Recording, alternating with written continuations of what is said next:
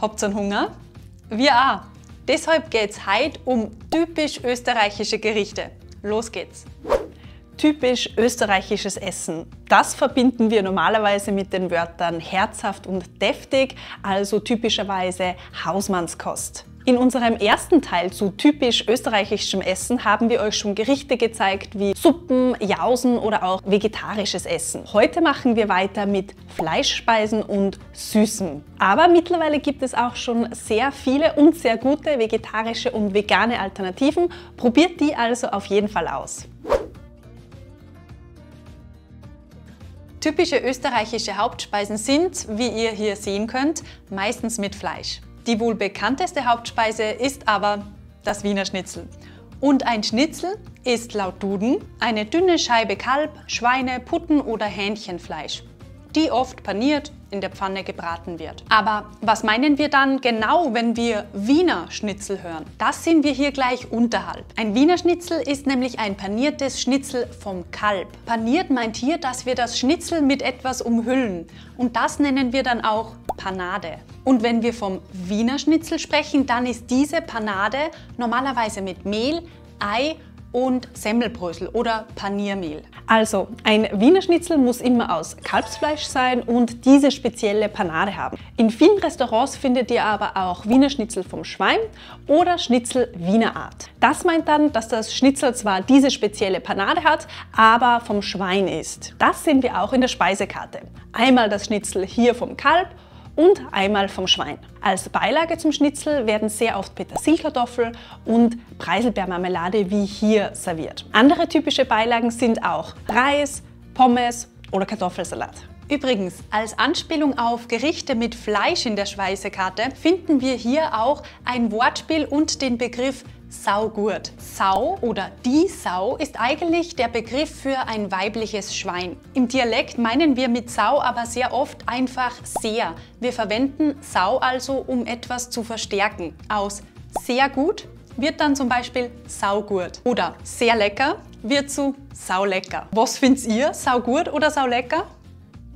Hier sehen wir noch ein weiteres typisches Gericht und zwar den Zwiebelrostbraten. Dieser wird typischerweise mit Rösterdäpfeln serviert. Und Erdäpfeln, das Wort kennt ihr vielleicht schon, das ist einfach das österreichische Wort für Kartoffeln. Der Zwiebelrostbraten ist ein Gericht aus Rindfleisch und eine Spezialität der österreichischen Küche. Der Name kommt ursprünglich von der Zubereitungsart, nämlich dass der Braten am Rost gemacht wurde. Heute verweist man mit dem Rostbraten auf ein spezifisches Stück Fleisch. Und eine Variante des Rostbratens ist eben der Zwiebelrostbraten, den wir mit Röstzwiebeln servieren. Es gibt aber auch noch andere Varianten, wie zum Beispiel den Vanillerostbraten oder den Esterhazy-Rostbraten. Jetzt haben wir noch das Rindsgulasch mit Serviettenknödel. Knödel, das haben wir euch schon einmal in unserem anderen Video zu österreichischen Gerichten erklärt. Schaut euch das gerne an. Der Serviettenknödel sieht etwas anders aus als ein normaler Knödel und das ist das Rindsgulasch in Österreich. Der Name selbst verrät uns schon, dass das Gulasch mit einem Rindfleisch zubereitet wird. Und Gulasch, das habt ihr wahrscheinlich schon einmal gehört. Ursprünglich kommt Gulasch aus Ungarn, aber das klassische Rindsgulasch, das wir oft in einem österreichischen Wirtshaus finden können, wird anders zubereitet und ähnelt eher einem Ragout. Typischerweise werden wie hier Knödel als Beilage serviert. Ihr könnt aber auch Nudeln oder Spätzle als Beilage finden. Habt ihr jetzt noch Lust auf etwas Süßes? Schauen wir weiter zu den Nachspeisen.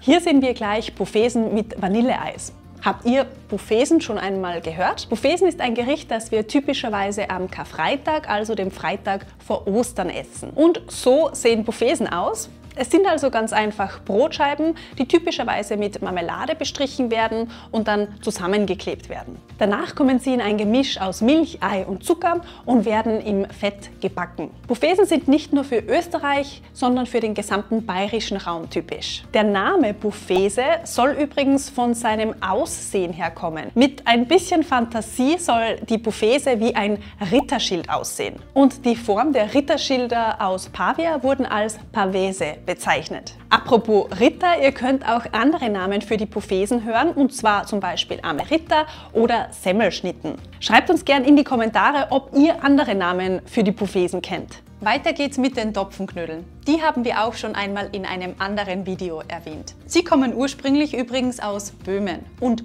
Topfen meint ganz einfach Quark und Knödel sind Klöße. Wir sprechen also, wenn wir über Topfenknödel sprechen, einfach über Quarkklöße oder Quarkbällchen. Topfenknödel werden übrigens nicht gebacken, sondern im Topf gekocht. In der Fuchsen werden die Topfenknödel mit einem saisonalen Fruchtröster serviert. Und ein Röster ist ganz einfach ein Mousse oder Kompott aus gedünsteten Früchten. Je nach Saison bekommt ihr also zum Beispiel einen Zwetschgenröster oder einen Marillenröster. Und wusstet ihr eigentlich, dass es bei uns sehr typisch ist, dass wir süße Speisen auch als Hauptspeise essen? Wenn euch also die Topfenknödel so gut schmecken, dann bestellt sie einfach als Hauptgang. Oder vielleicht möchtet ihr die Palatschinken als Hauptspeise probieren. Nein, das ist kein Schinken, das ist etwas Süßes. Nati erklärt es euch. Ganz typisch sind auch die Palatschinken. Heute essen wir die Palatschinken normalerweise als Dessert. Traditionell wurden sie aber auch als Hauptspeise an Festtagen serviert.